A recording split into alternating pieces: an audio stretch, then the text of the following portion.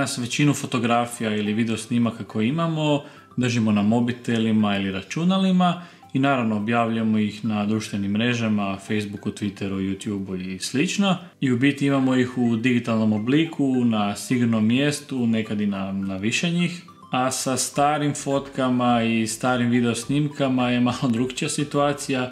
Većinom ih imamo u nekakvim ladicama, podrumima, tavanima i nije baš da su nam na sigurnom mjestu. Imam sreću da smo većinom kroz djetinjstvo imali nekakav fotoaparat, nekad i kameru, s tim da većinom kameru ima ujak koji bi onda snimao nekakve događaje, rođendane i slično.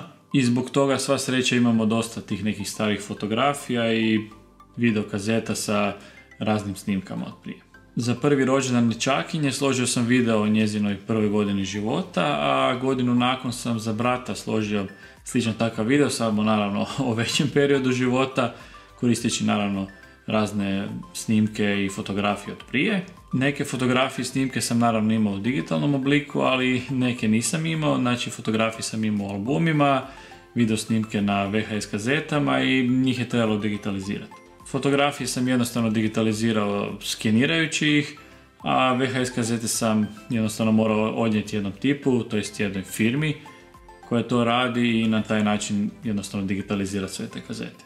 Prije sam i ja imao jedan konverter s kojim bi onda mogao digitalizirati te VHS kazete i slične druge kazete, ali jednostavno više mi nije radio i onda je bilo najjednostavnije odnijeti nekom drugom pa da oni digitaliziraju sve to. Ti videi i fotke koji su mi naravno trebali za taj video su super ispali, ali ostalo je dosta toga još, dosta tih materijala, fotografija i snimaka koje nisam još digitalizirao i trebalo je i njih digitalizirati.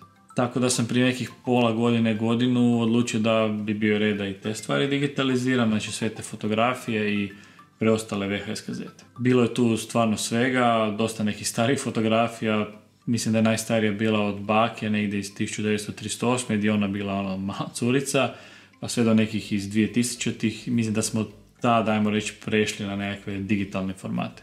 Barem što se nas tiče.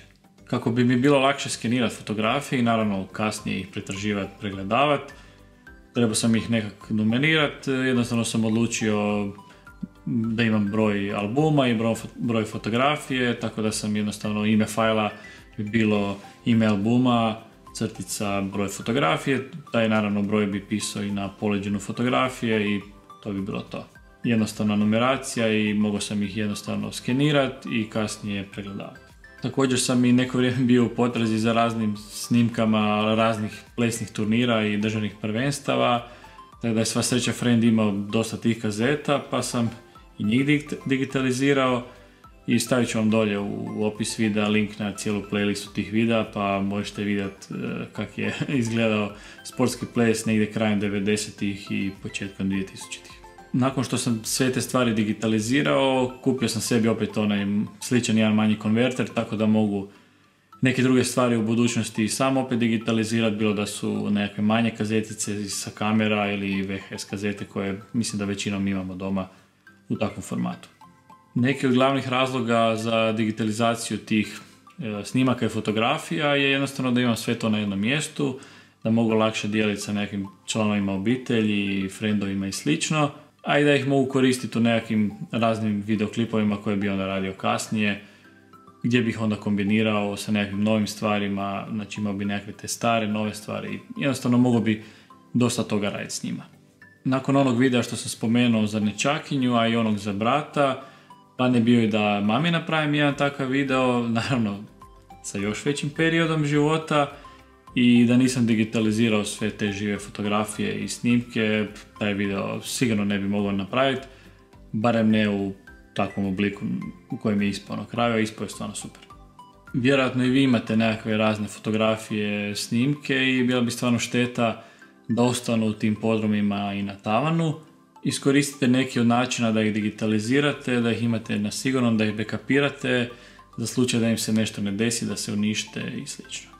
Ukoliko ne znate kako da ih digitalizirate, slobodno se javite pa ću vas usmjeriti ili vam pomoći jednostavno u digitalizaciji i uživajte u vašim uspomenama i ne dajte da vam propadnu u nekakvim ladicama ili podrumima. Uživajte!